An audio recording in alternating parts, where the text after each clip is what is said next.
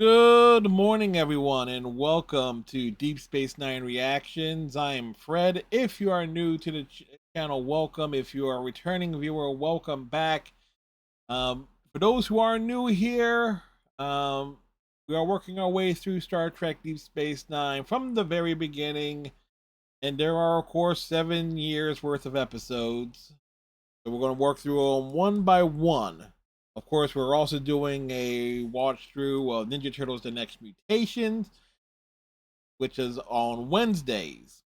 And you also will notice a continuity error between how I appear in this video and how I am appearing in those videos, because those are shorter and they get recorded a bit more in batches in advance.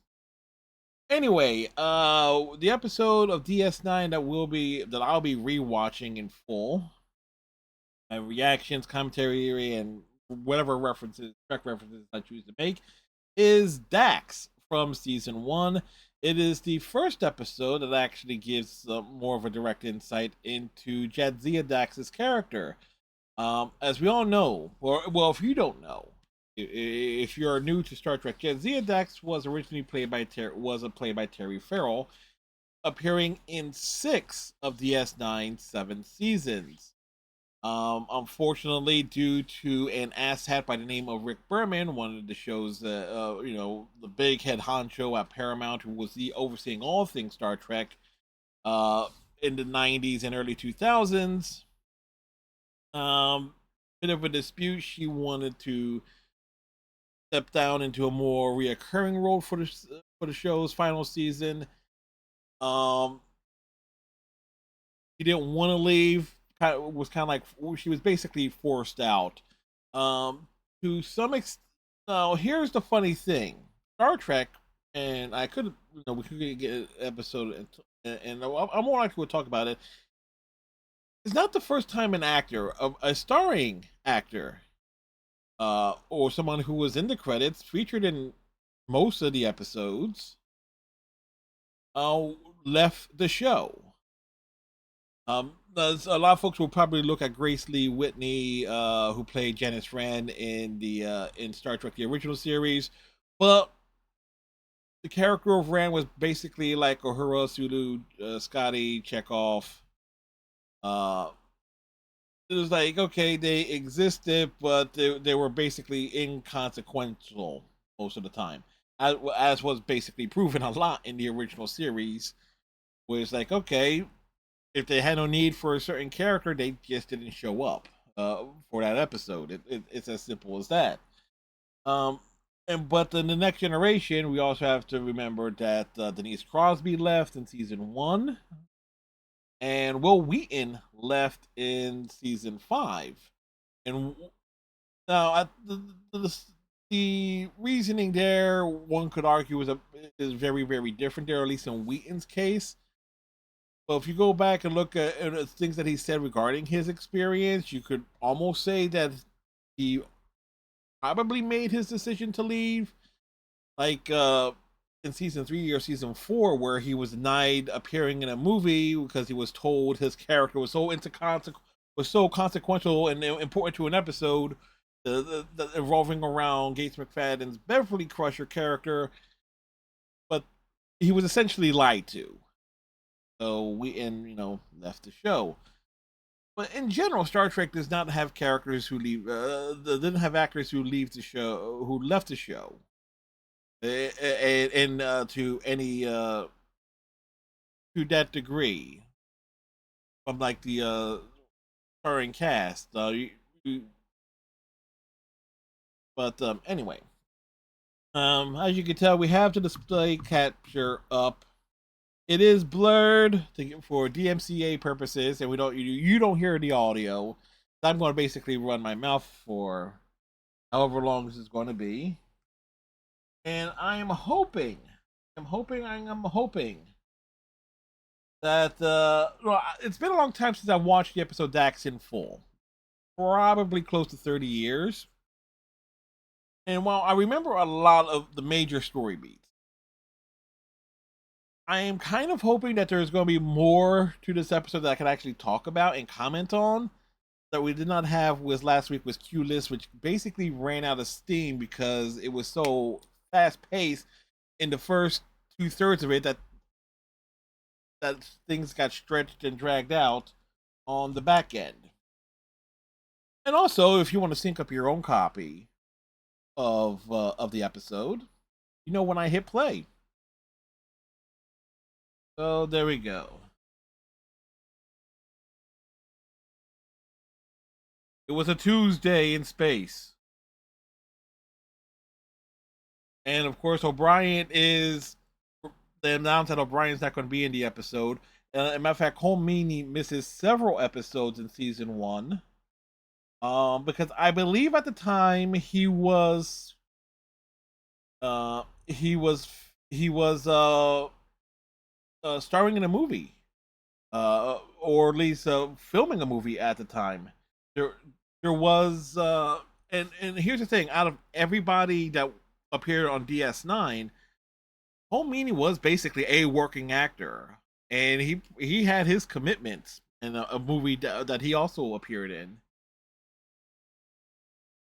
But so some people would say it's like, oh, him is like, why is he not in episodes? Or it's like, oh, he looked at the script and says, what is this shit, and decided not to appear and such. No, it's like he was a working actor. He was in film roles. Um, and I believe that he's like the only like star actor in Trek who had a starring role that was actually doing film work during the course of the series, where that was actually incorporated as to why he did not appear. Of course, getting back into talking here is like what's happening. Julian trying to charm up Jadzia, she shoots him down, but she is being stalked by a bunch of yahoos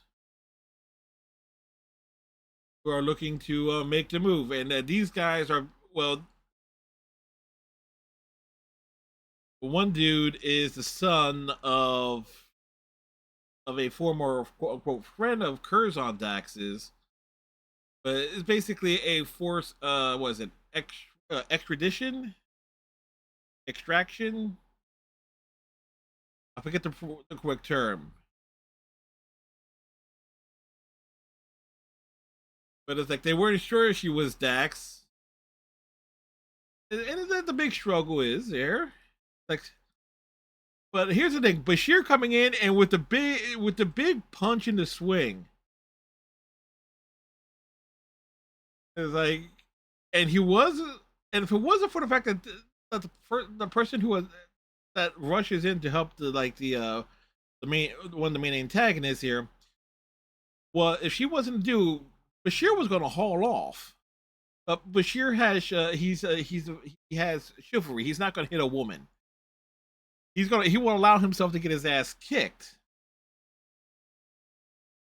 Now, opening here with Dax being captured and such, we we could also look at that as being like a character trait of her being like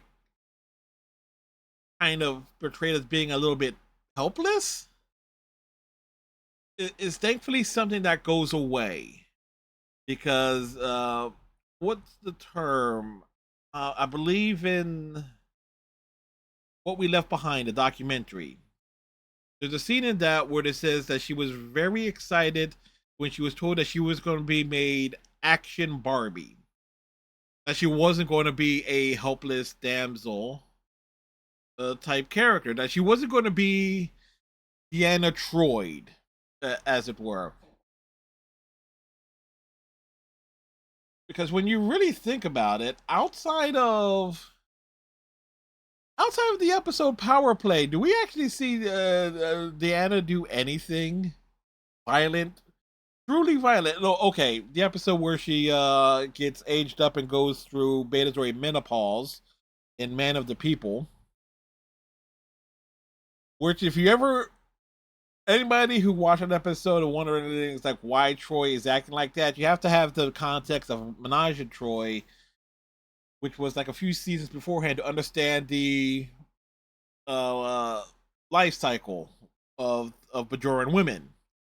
That their sex drive actually doubles or quadruples or even more.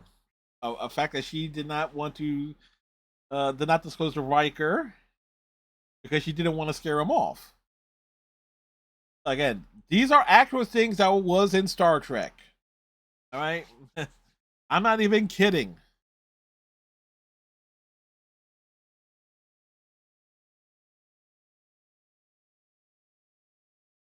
What does it look like to you? It looks like a great display designed by Michael Okada. I think that's the same.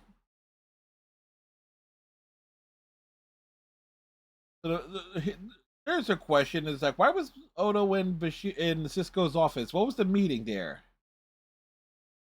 Bashir recovering,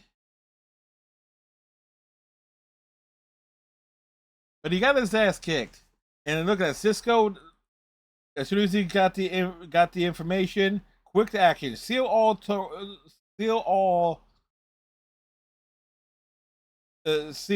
turbo lifts, close all exits, shut down the mall and the three ring circus.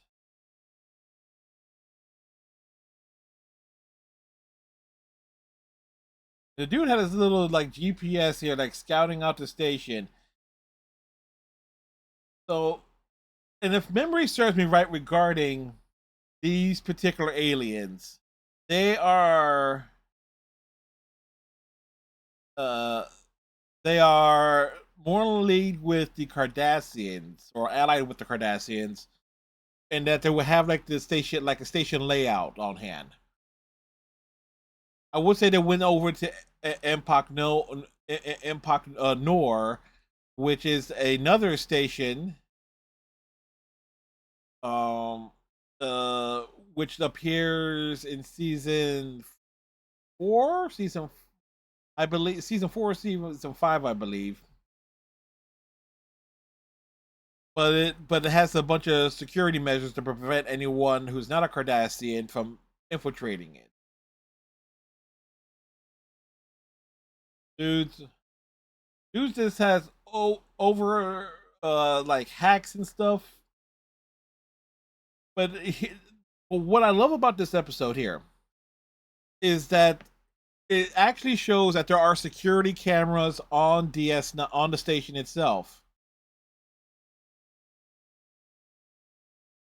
and it's the same set from Babel where you can see like the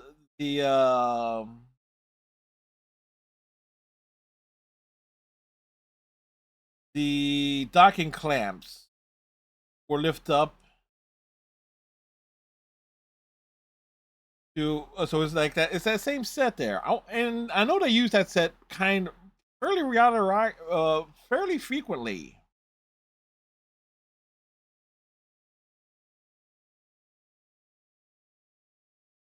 I forget that they actually get off the station.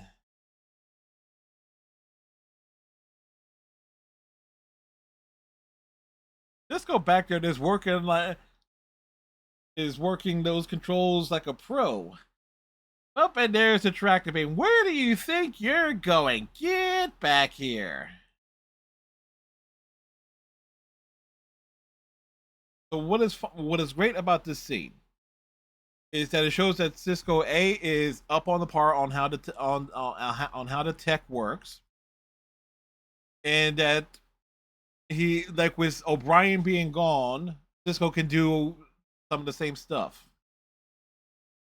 Like, because that clearly would have been something O'Brien would have been doing in terms of getting the EPS flows and stuff working and get the tractor beam.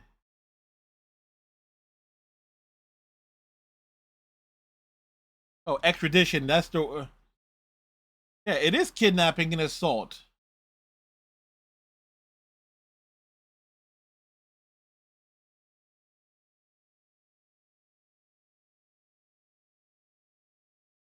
Okay, so they have a treaty with the Federation. My big question is like, how the heck did they have all the knowledge of getting around the station, various and basically getting around the security measures? But that is also a nice looking ship too. Not gonna lie there.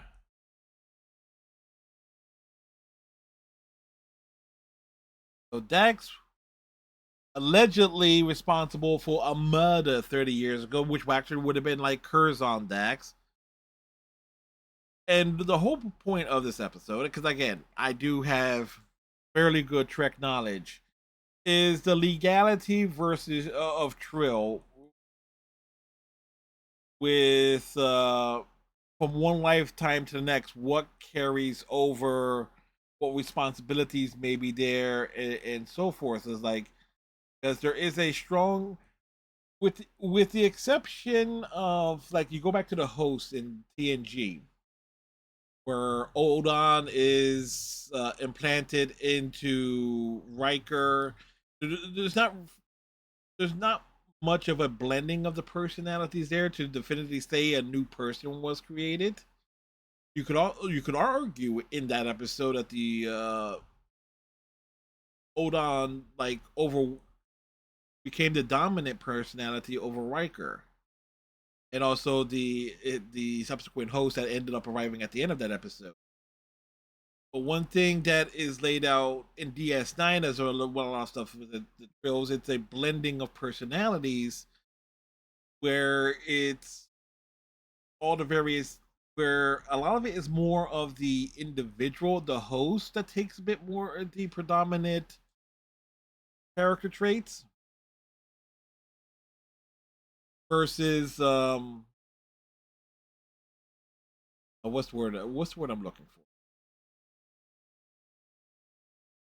like but it takes more of the personality of the individual host, and who disinherits all the memories and lifetimes of experience.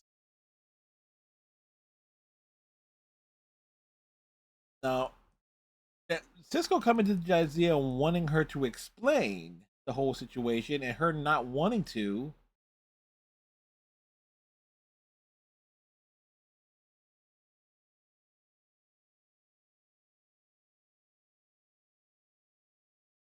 And as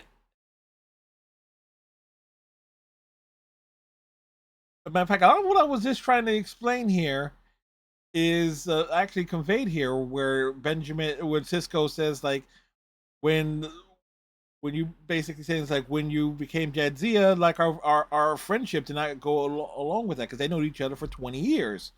So it's an interesting thing there.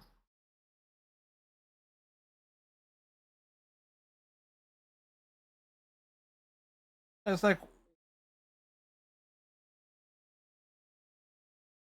but the but there's the bit, but there's the question is, why didn't they just present the extradition treaty uh, to give it to Cisco? Oh, it was like okay, so they wanted to go around the Bajorans. And Kira's asking the question I am. It's like, how did he know his way around the station so well? And I was right that they are allied with the Cardassians. I knew. Okay, my memory was not playing tricks on me. Oh, the way Nana Visitor as Kira says, like, oh, that it annoys us what you did. But it's like this double cop routine is perfect here, and you can always tell when Nana Visitor is like loving a scene where she can, like, sink her teeth into it, even if it's something minor like that. Is like, oh, it was like, if she ever gets the opportunity where she's getting up and over on another character, especially someone who's an antagonist, it's it's it's perfect. But it also, what that scene also lays out there is the unique situation with the legality of the station itself. It is owned by the Bajorans. The Federation are there to basically run as administration.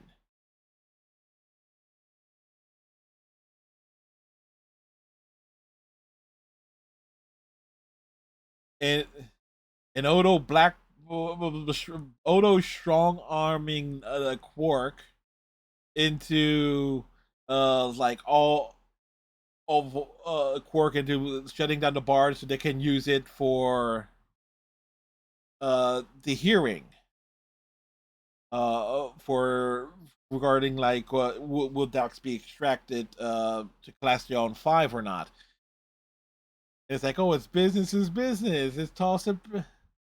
So again, the wonderful dynamic with Quark and Noto here, and Quark begrudgingly has to respect it.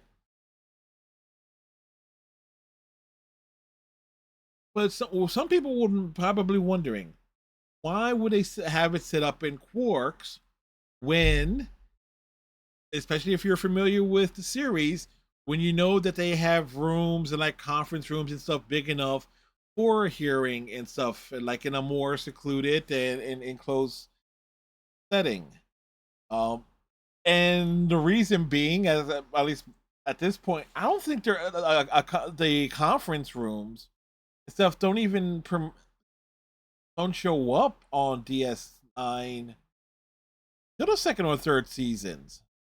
Like, because a lot of like the big, like if they have like a lot of conferences and group meeting stuff, it's either going to be in Cisco's office or in Ops. They don't really have a need for the conference room. Also, nice touch of having Quark's employees hanging out in the background. It's like, you know what, the bar is going to be closed, but they're going to show up anyway for work. And also what we learned here, the that the Bajoran overseeing it, she's 100 years old. So we know that the Bajorans are fairly long lived. And she's 100 years old. She doesn't look a day over 70.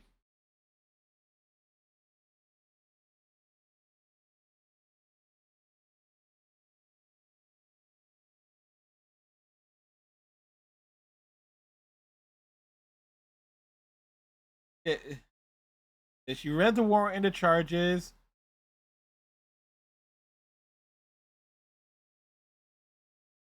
uh, okay, yeah. What took you so long? They were classified and such, and she is having none of it. It's like, stick to the facts. Don't give her any double talk. But here's a question here: that prop there that you used like as like the gavel, is that the same thing prop with the sphere thing from Star Trek Six: The Undiscovered Country when Kirk and McCoy are in that show trial?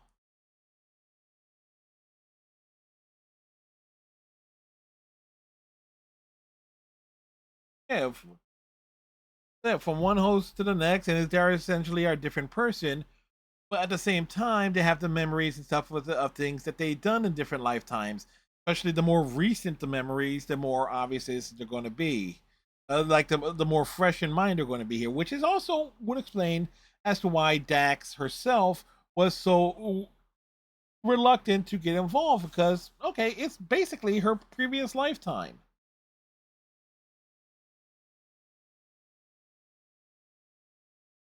Like look on Cisco's face there is a bit warranted.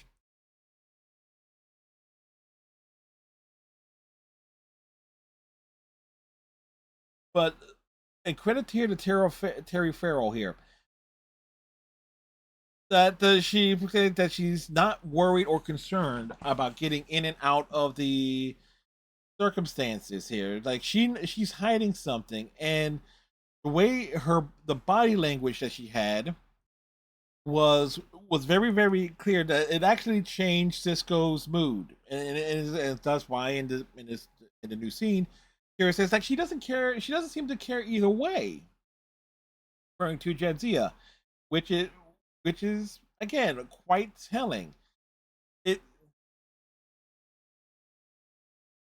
and it's also and one thing you also appreciate with how like the different actors have the uniforms and stuff. Like Cisco has his uniform zipped up all the way, the collar up all the way formally. Bashir's is more open.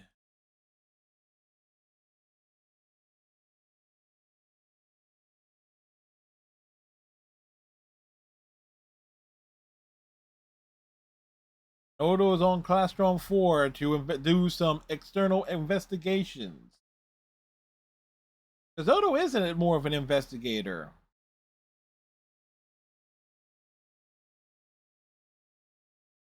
What does Odo know?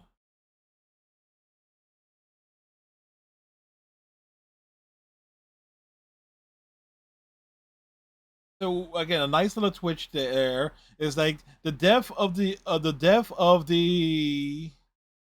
general is like what was quite, what's the word I'm looking for? Was quite the motivate. It was quite a turning point, and that it actually rallied all the troops to win in a very important war and to basically make the general a martyr. So it's like the circumstances are quite unique in that way. You just have to the love little twist on it. It's like, oh, okay, our beloved general was murdered. It's like it was more likely done by our enemy or someone betrayed us, and thus everyone has.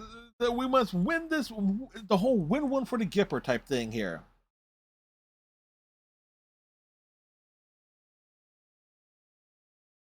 Yep.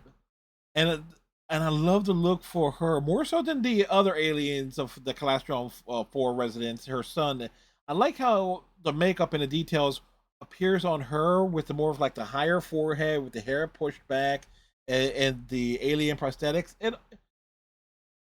and also on the ears. It definitely makes him more. Definitely looks more of a unique alien than the son does.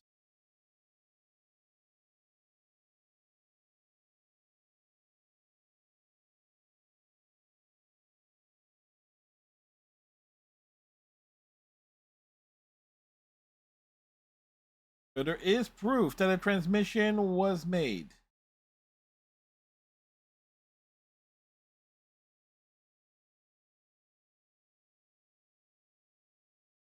like like all the details that were transmitted. It's like where her husband was, where he was going to be, what time. It's like somebody wanted him dead.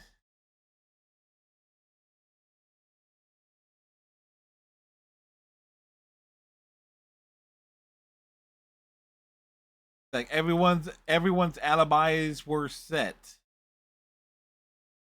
Everyone's alibis was set except for Curzon Dax himself. So so that, that's the big crux of the matter. There is like, where was Dax at the time? And here's where she asks, like, how is he? How is Curzon Dax? He's dead. He's gone. And point out that she's only 28 years old. That Dax died, that Curzon died 2 years ago, and that hits her like a ton of bricks. That she did not know. She did not know. So like a secret that she has, and that is great acting.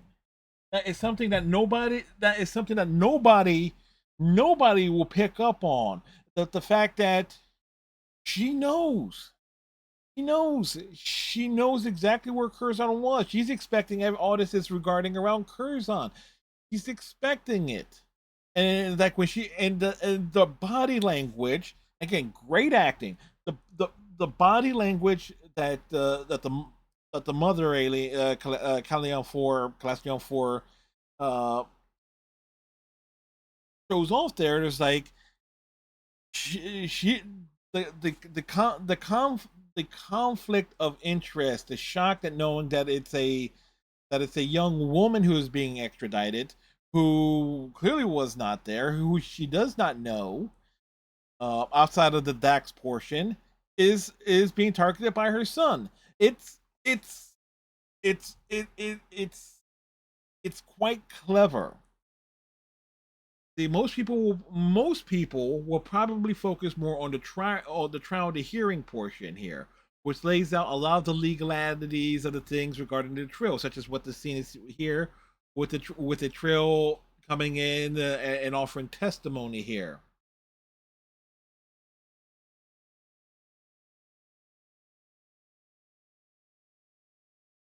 Yeah, you made your point, Mr. Tandro. Sit down.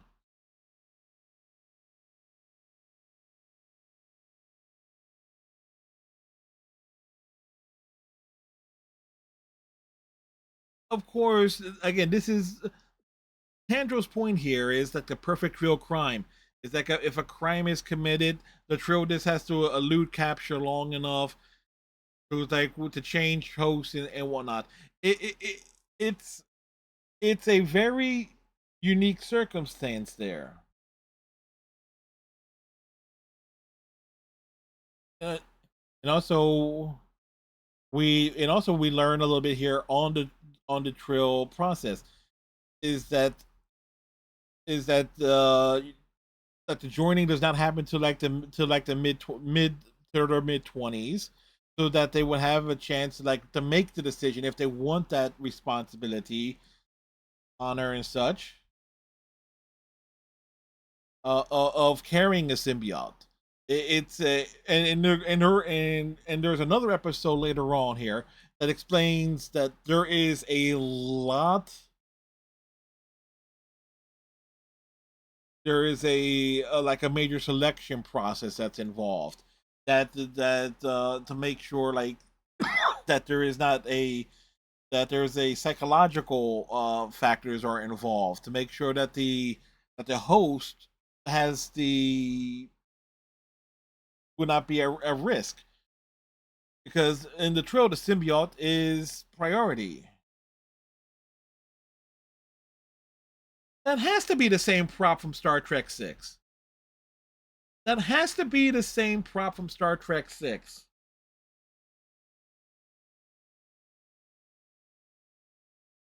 There's no other way to describe it. It has to be the same prop.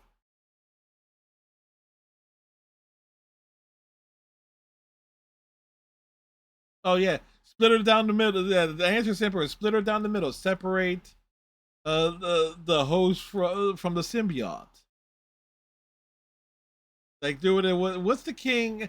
It's like I got thrown out of Catholic school, so I forget the king that sliced a baby in half or something or other to solve a dispute.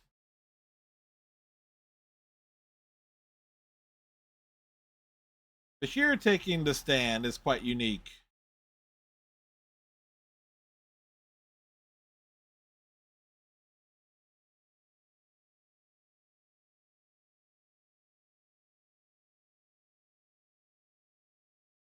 It is relevant.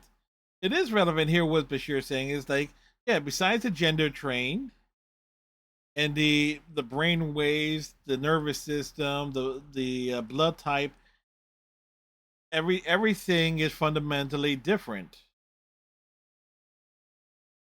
And you can also tell that Jadzi is almost like impressed with Bashir's testimony.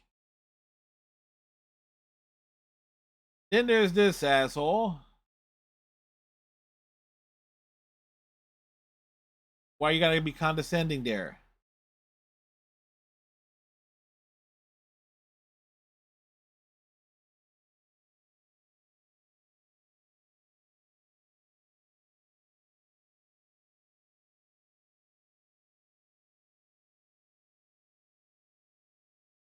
Yes, it's two cerebral nuclei, and it's like there are two brains, and they become shelled, they become blended, and everything.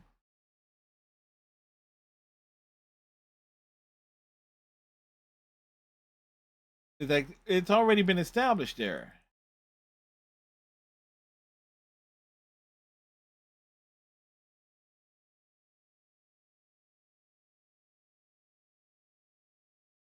Like they don't actually they like could you analyze the two separate brain patterns?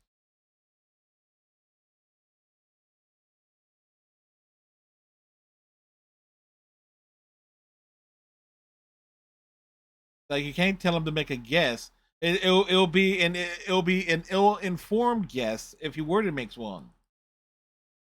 Now you back him into a corner, and again you're forcing him into a yes no answer, which is actually leading the witness in a traditional trial.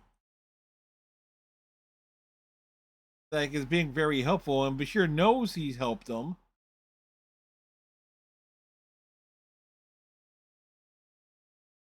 So it's very stiff. Like there is one more witness.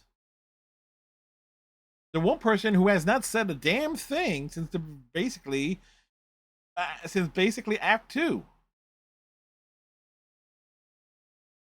Oh, Cisco himself. No, I was referring to Dex herself. Oh, Kira's going to ask the question. All right. I have to say, I love the Bajoran red uniform.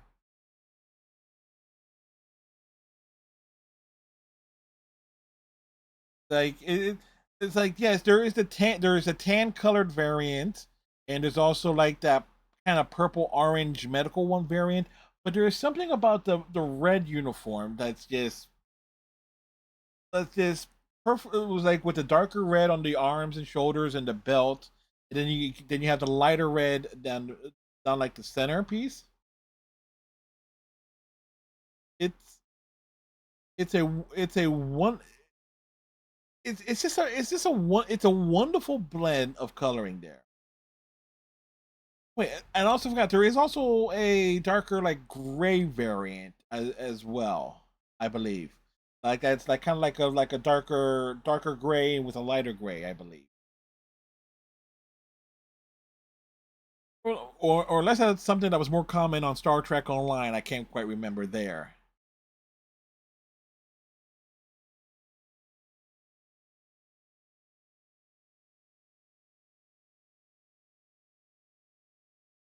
Starfleet officers have the reputation of being honorable. Since no, that's a lie.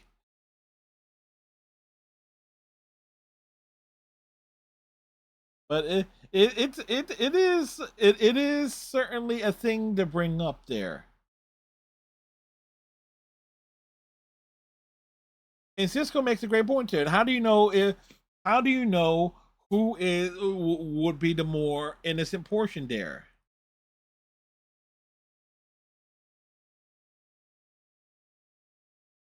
Yeah, the two person Cisco he's trying he Tandrin is trying to twist Cisco's argument that the two personalities become one and indistinguishable. Yeah, and Cisco says you made the point there.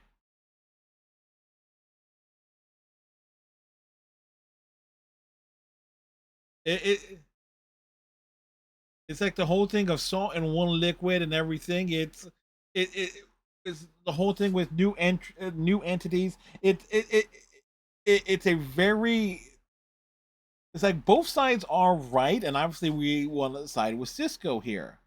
Like under any other circumstances, there Tandro would be right, but he would Tandro uh, fail.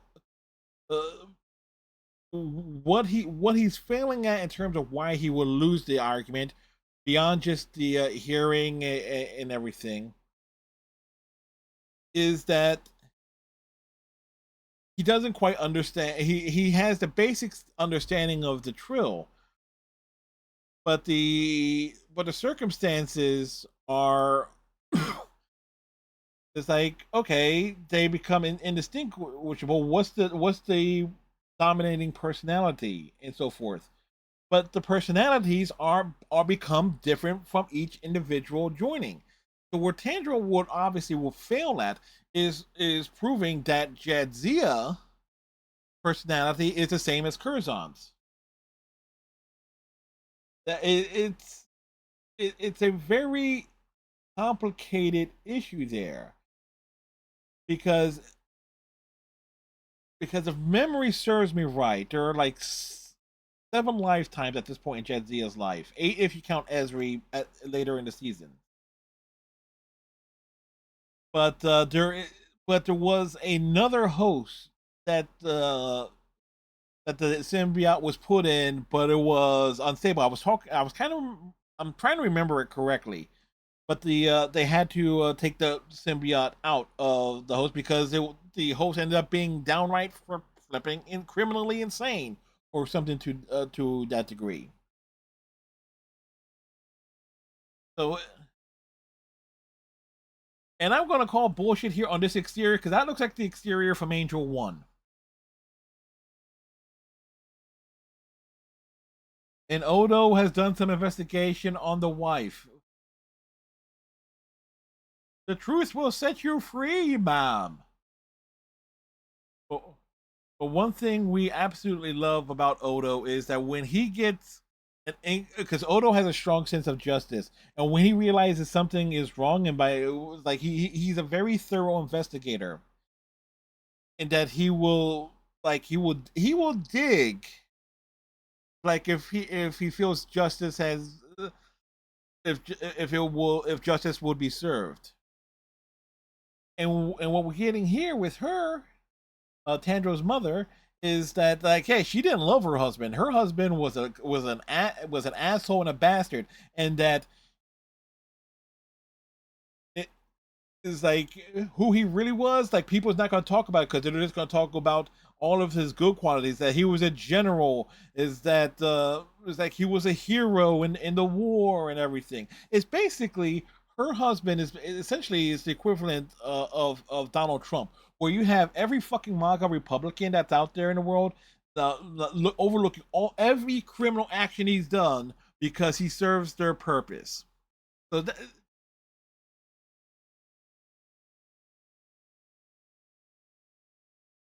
it's like, and being the widow of a hero who was clearly, as she just said, was actually vile and reprehensible.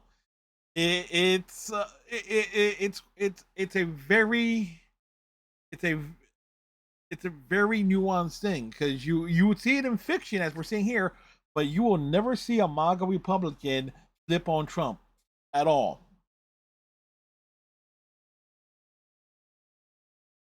But yeah, but Jadzia, but it's amazing that how little Jadzia actually says in this episode. That her silence speaks volumes. That there is that all she has to do is just that she has to she can just say so little and stay so silent, but her facial expressions and body language just speaks volumes. And and there was and the one and the subtle way with Terry Farrell, because she has said in interviews that she's thought that like a level of acting experience here, that Avery Brooks's performances can be very very strong, and that there was a bit of an intimidation factor, and that she essentially asked them to dial it back so this way does not she can try and come up to his level, and, and she can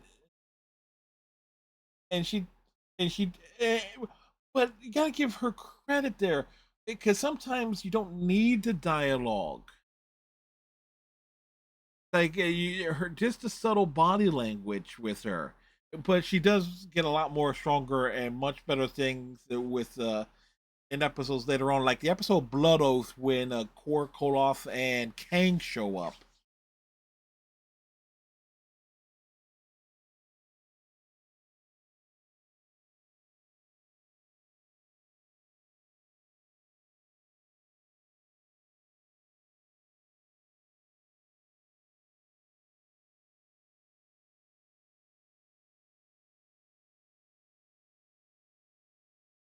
That's him saying like if someone stumbles, it's like, oh, if someone has an affair and has the conducts a little indiscretion and such, that there's a bit of a shame to it.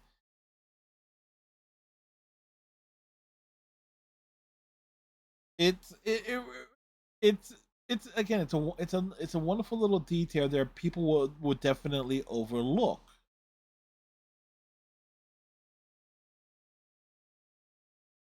Like, and you can tell Cisco's really torn up because it's his friend. Curzon was his friend for 20 years. Jadzia is a member of his staff. So many wonderful little details.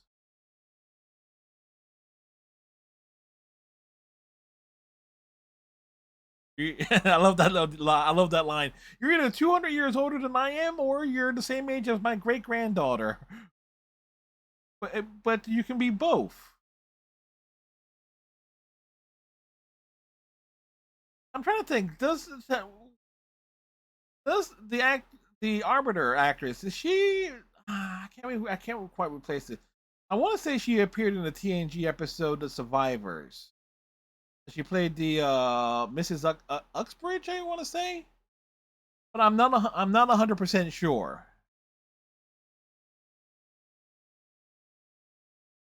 And some of the details that I was mentioning earlier here regarding all the details and tests and stuff that's going into that Jadzia went through her to inherit the host, it's revealed here. I was thinking it was a separate episode that is brought up. No, there is another episode where somebody comes on board the station and basically tries to kidnap Dax. Or actually, no, they basically hold uh they take advantage of circumstances that shut down the station, leaving a skeleton crew on board, and a forced operation is done to remove the symbiote from Jadzia and put her in some schmuck because he who was turned down to be a candidate for the trill, to become a joint host.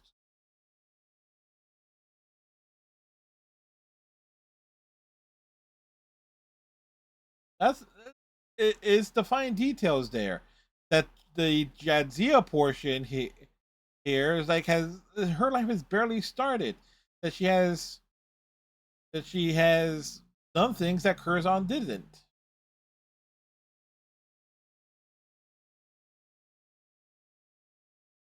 Of course, the responsibilities of becoming a host is a unique thing there.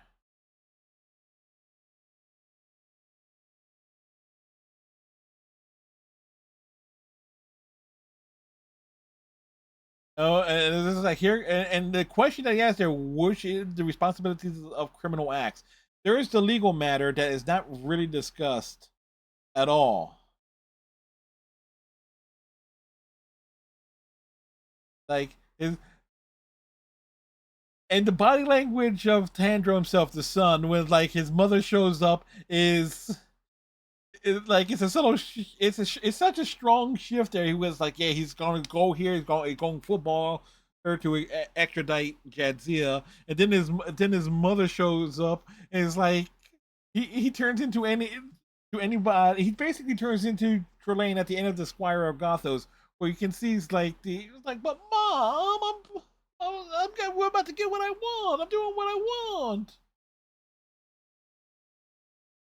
Of course, the revelation there, like why Jadzia was keeping everything secret, or why she didn't want to discuss it, because Curzon was stooping this guy's mother, and he can't believe it.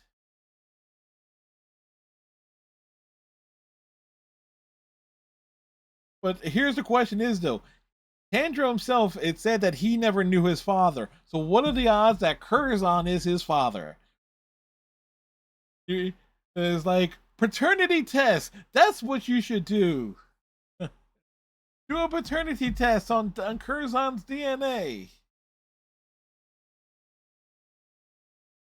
And Mrs. Tandro knows what Jadzia was doing. That she was trying to protect her,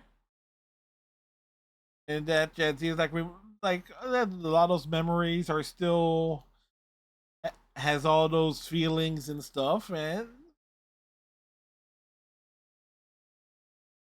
that Jadzia felt to keep that promise.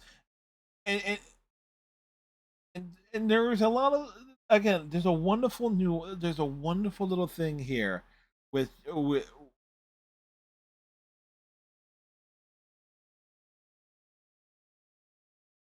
that the gen oh say with the general who betrayed the people, and that the rebels killed him for the help that he was giving them. I love this. It's like live Jadzia. This is the favor that she asked of you.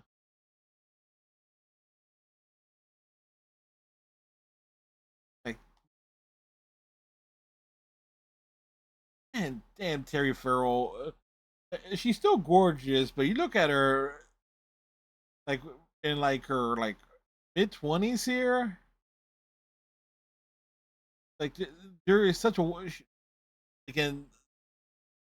She has such a glamorous look. It's a dude, but it's very glamorous. Alrighty, so that wraps up our discussion and stuff on Dax. To close out disc two of the massive complete series box set. Like only 4-ish episodes per disc on it. Is kind of weird. Was like the DVD formats and such. With like shows back then. But on a Blu-ray collection, you probably can fit like half a season on one disc, or at least a quarter of a season. Anyway, I actually had this was a lot of fun to discuss everything here because obviously my Trek knowledge and things and the stuff that I care about and notice about an episode, and with my various tangents and stuff. Uh, there is there has been a question that one could possibly ask, especially here in 2025. Are Trill transgendered? And I don't think they are, because the symbiote goes from this body to body. There could be circumstances where the symbiote is exclusively in a male body the entire for for as long as the symbiote lives, or exclusively in female bodies, and then you have ones that go back and forth. It's like but one of the details that is said during Jadzia's brief testimony in the hearing is that a whole bunch of tests are being done to try and make sure like the best candidate is chosen to become a host. And again, there's another episode that comes back around. I believe it's in season 2. I don't think they did it in season 1, but I'm not entirely sure where those issues come, those particular factors and details come up again. Um, and now there's also some folks will probably want to compare the episode Dax to TNG's Measure of a Man, and which is also a hearing episode. And you can't really compare the two. You can't really compare the two because the arguments and procedurals are are are are are a lot more even here than in that overrated piece of Star Trek. Because the Measure of a Man is very much overrated because it gives Picard basically all there's like no chance that Picard could lose in defending Data. Well, here in episode in Dax is, and if you go and watch the episode for yourself and my commentary and my comments and my stream of consciousness in talking with y'all, is that you could easily tell that Arbiter could have this based on everything that she was hearing. She could, prior to Tandro's mother showing up, that okay, to allow the extradition or deny the extradition based on on all the details that was presented to her. Does she because the arbiter would have had like a very impossible choice there. Does she condemn Jadzia Dax for the crimes for the alleged crimes of Curzon Dax? That's that's a detail. That's the crux of the question. That's the main that's the issue that no one brings up. Most people would assume that, oh yeah, like if Tandro's mother does not show up to to drop the bombshell and everything on where Curzon actually was the night in question, everybody assumes that the arbiter would allow Jadzia to be extradited and have her essentially sentence her to death under the law of Caledon Castillon Fours, like their local government and such. Very few people would reason that the arbiter says like, okay, there's a lot of details here, there's a lot of nuance here that where you can look at things one way, look at things from left to right and so forth. And, but the key decision point here is like what becomes of Jadzia herself. And would the arbiter that would I firmly believe that is where the arbiter's decision would have hung on. It is basically the fact that the Jadzia is same age as her great granddaughter, right? It's like what do you do here? And this also lays into another foundation of issues.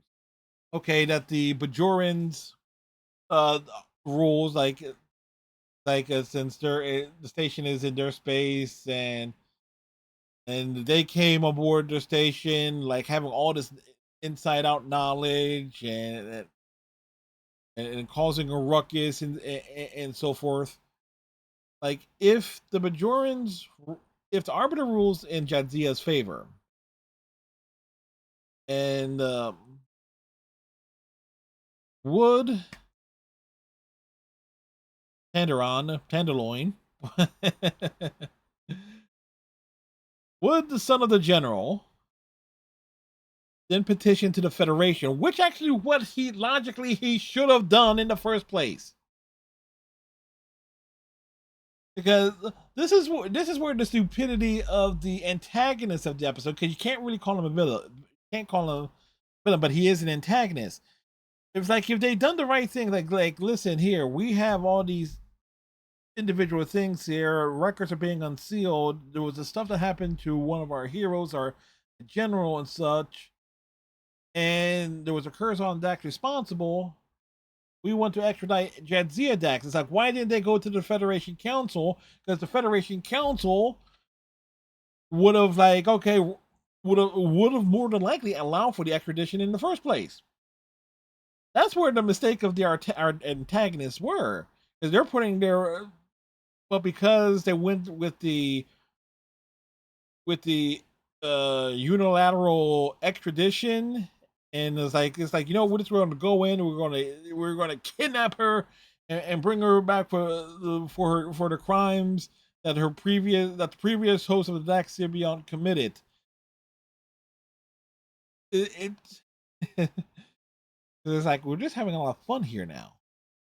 Like, uh, but there's like so many layers where you could think about where things could have gone different with the writing, and where like a hearing would have take place. Like if you would have essentially if they would have arrived with like a Starfleet representative or a Federation ambassador or something to have the hearing and everything. And so you kind of would have to wonder, would it still would have been deferred to the Bajoran judicial system because there's not because Jadzia is stationed on DS9. So boy, there's a lot of complications there. There's a lot of complications there, and I'm not a legal expert, and and I know if there was ever an excuse for me to just like